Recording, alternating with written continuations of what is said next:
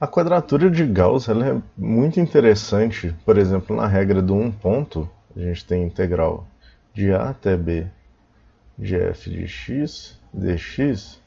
Ela é aproximadamente igual a b menos a, que multiplica f de b mais a sobre 2.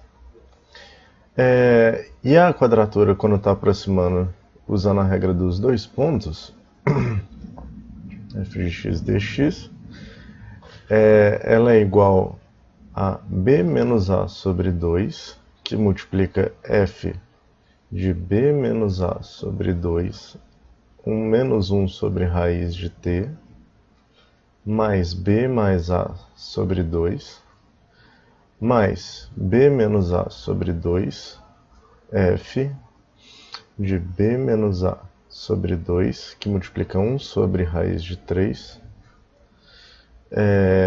mais b mais a sobre 2.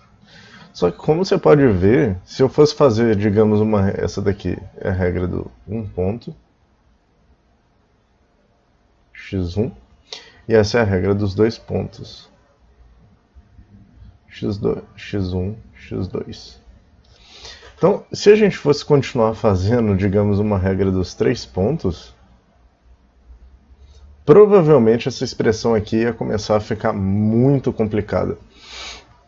E não só a expressão começa a ficar complicada, como a forma para encontrar esses valores de x e dos coeficientes a1, esse daqui seria a1, esse daqui é x1, esse daqui é a1, isso tudo aqui é x1, esse é a2, isso tudo aqui é x2. Então, se a gente fosse fazer a1f de x1 mais a2f de x2 mais a3f de x3, a gente teria uma expressão bastante complicada. Então, é interessante a gente tentar encontrar uma maneira de fazer uma integral equivalente de a até b, de f de x dx. Ao invés disso, a gente trabalha com uma integral que tem exatamente o mesmo valor, só que ela tem os limites de menos 1 até 1. Aí a gente vai escrever uma nova função f grande de t, uma nova variável, vezes dt.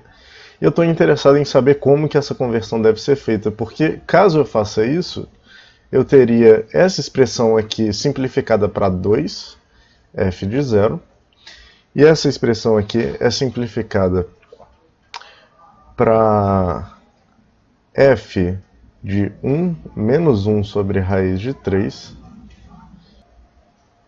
mais f de 1 sobre raiz de 3. Eu teria algo simplificado mais ou menos para isso, multiplicado, claro, por alguma constante qualquer que a gente vai encontrar. Então, porque isso daqui seria só no caso de a e b é igual a menos 1 e 1. Então, se a gente mudar esses limites dessa integral, a gente vai ter que acrescentar uma constante aqui, que a gente já vai ver como ela é encontrada. Então, a primeira coisa que a gente faz é uma mudança de variável. A gente está fazendo uma integral com relação a x. E eu quero fazer uma mudança de variável para uma integral com relação a t. Então, eu vou escrever x é igual a c0 mais c1 vezes t. Eu vou fazer uma mudança linear de variável. E toda vez que t vai valer menos 1, o x vai valer a. E quando t vale 1, o x vai valer b. O que eu estou fazendo é uma mudança disso daqui para isso. Isso daqui para isso. Então, se eu substituir esses valores aqui nessa expressão, eu obtenho um sistema. Quando x é igual a t igual a menos 1, então fica a é igual a c0 mais c1 vezes menos 1. E quando x é igual a b, isso fica c0 mais c1 vezes t, que vale 1. Então, a é igual a c0 menos c1,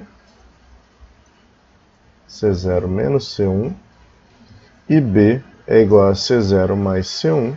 A gente consegue extrair daqui, simplesmente somando esses dois valores. b mais a é igual a c0 mais c0, 2c0. Então, c0 é igual a b mais a sobre 2. E multiplicando essa expressão aqui por menos 1, a gente fica com menos a é igual a menos C0 mais C1.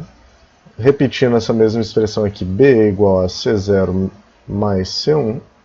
Então, somando, ficamos com B menos A é igual a menos C0 mais C0, que corta. E C1 mais C1 é 2C1.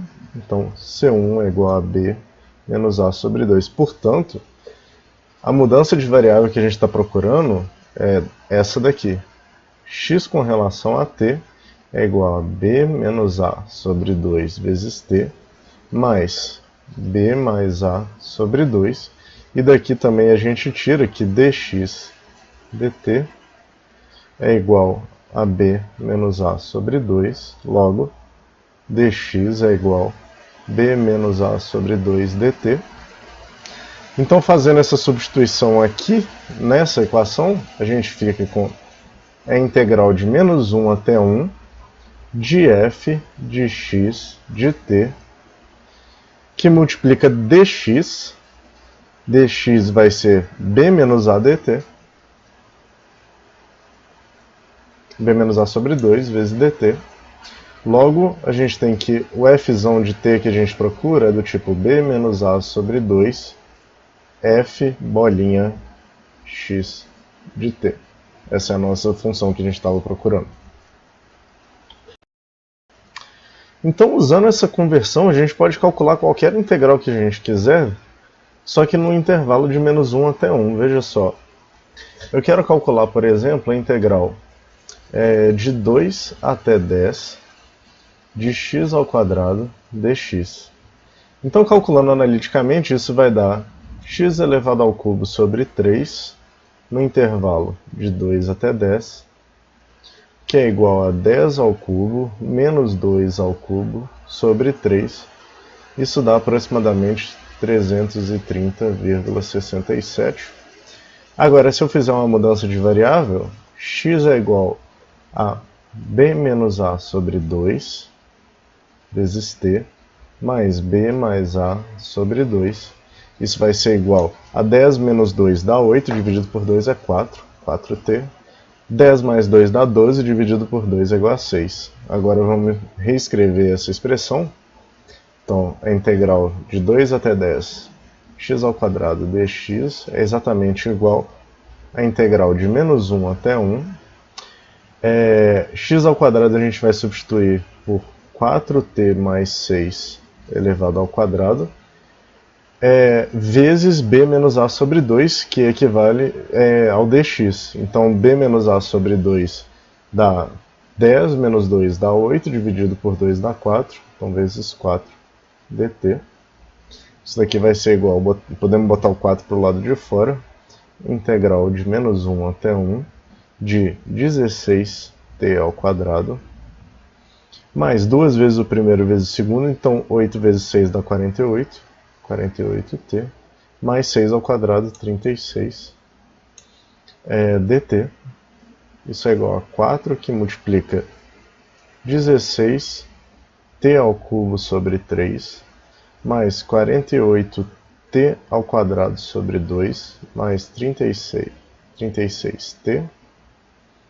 Esses valores variando de t de menos 1 até 1.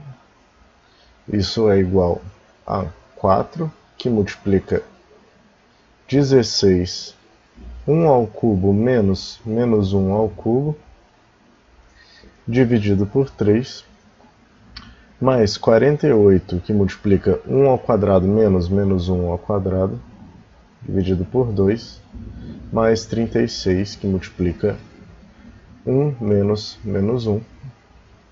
Isso é igual a 4 vezes 16 terços de 1 ao quadrado menos 1 ao quadrado ao cubo, quer dizer, isso daqui vai dar 2, mais 1 ao quadrado menos 1 ao quadrado dá 0, então mais 0, mais 36 vezes 2. Então a gente fica com 4, que multiplica 32 sobre 3, mais 72. Isso dá exatamente o mesmo valor que a gente queria, 330,67, que é esse valor que a gente tinha encontrado antes.